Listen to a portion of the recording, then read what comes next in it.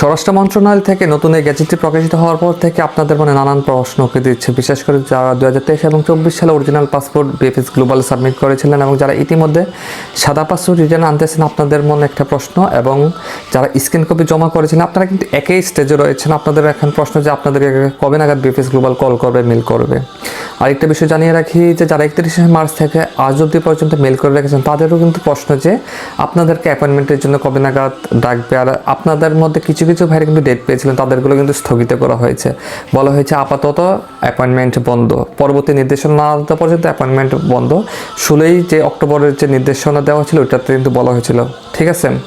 তো আরেকটা বিষয়, বর্তমানে কিন্তু মানুষ অ্যাপয়েন্টমেন্ট নিয়ে প্রতারিত হচ্ছে টাকা পয়সার মাধ্যমে। ভাই এসবে যাবেন না, প্রতারিত হবেন। আপনারা ধৈর্য ধরুন, কিছুদিন দেখবেন এমনিতেই বিএফএস গ্লোবাল আপনাদেরকে কল করবে, মেল করবে, পজিটিভ অথবা নেগেটিভ একটা রেজাল্ট পেয়ে যাবেন। বাট এটার জন্য আরও কিছুদিন ওয়েট করতে হবে। আর বেশি বেশি টাকা পয়সা থাকলে খরচ করুন। আর সম্পূর্ণ কিন্তু ফ্রি অ্যাপয়েন্টমেন্ট। পূর্বে হয়তো বা জালিয়াতি ছিল, যে যেমনি পারছে জমা দিচ্ছে, বাট বর্তমানের যে সিস্টেম এখানে কিন্তু ফাঁকি দেওয়ার কোনো ওয়ে নাই। আপনারা বিষয়টা বুঝতে পারেন না, বাট আপনারা মানুষের মাধ্যমে প্রতারিত হতেই পছন্দ করেন। বারবার বলার পরেও দেখা যায় আপনাদের ধৈর্য ধরতে পারতেছেন না। এতদিন যেহেতু ধৈর্য ধরেছেন, আরও কিছুদিন ধৈর্য ধরুন। আর আরেকটা বিষয়, আপনারা না টেনে ভিডিওটা দেখার জন্য অনুরোধ করতেছি। আর যারা আমার চ্যানেলে নতুন, এখনও যারা সাবস্ক্রাইব করেননি, অবশ্যই কিন্তু চ্যানেলটি সাবস্ক্রাইব করে রাখবেন।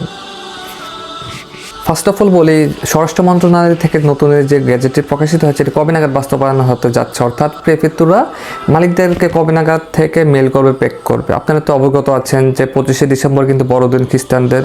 আর এটা কিন্তু ইতালিয়ানরা, ইউরোপিয়ানরা কিন্তু খুবই জাঁকজমকভাবে উদযাপিত করে, সেলিব্রেশন করে। সেই হিসাবে কিন্তু আপনারা অনেক দিন, দীর্ঘদিন বন্ধ থাকবে, সরকারি কাজকর্ম কিন্তু বন্ধ থাকবে। সেই হিসাবে কিন্তু জানুয়ারির 15 জানুয়ারির পর থেকে কিন্তু ঢালাহারে এটা নিয়ে অফিসিয়াল কার্যক্রম শুরু হবে। বাট ইতিমধ্যে হয়তো অল্প হতে পারে, বাট যেহেতু এটা অফিসিয়াল কাজকর্ম, এটা কিন্তু নির্দিষ্ট করে বলা যাচ্ছে না। আর যেখানকার ছোটো শহর, কোঠা কম, তাদেরগুলো দেখা যাবে তাড়াতাড়ি কন্ট্রোলিং করা যাবে। আর বড় শহরগুলোতে কোঠা বেশি, এই জন্য ওই এরিয়াগুলোতে কন্ট্রোলিং করতে একটু দেরি হবে। আর এটা কি ধারাবাহিক করা হবে না র্যান্ডমলি করা হবে, এটা দেখা যায় আসলে র্যান্ডমলি হয়। দেখা যাচ্ছে কয়েকজন মালিককে মেল করা হলো, আর সব মালিকদের সাথে সাথে রেসপন্স করবে না। যাদেরগুলো অথেন্টিক অরিজিনাল তারাই সাথে সাথে রেসপন্স করবে এবং তাদেরগুলোই তাড়াতাড়ি হবে, ঠিক আছে।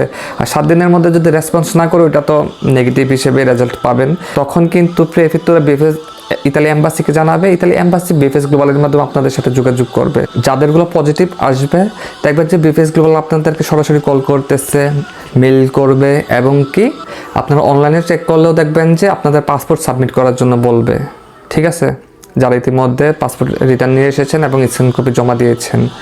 আরেকটা বিষয় জানিয়ে রাখি যে আর যাদেরগুলো নেগেটিভ রেজাল্ট আসবে, আপনারা যদি অনলাইনে চেক করেন অথবা মেলে দেখবেন যে রেডি ফর কালেকশন, অর্থাৎ আপনাদের যে ফাইলটি জমা দিয়েছিলেন ওইটি নিয়ে আসার জন্য, এবং কী কারণে রিজেক্ট হয়েছে সেই রিজেকশনের কারণটি সহ নিয়ে আসবেন।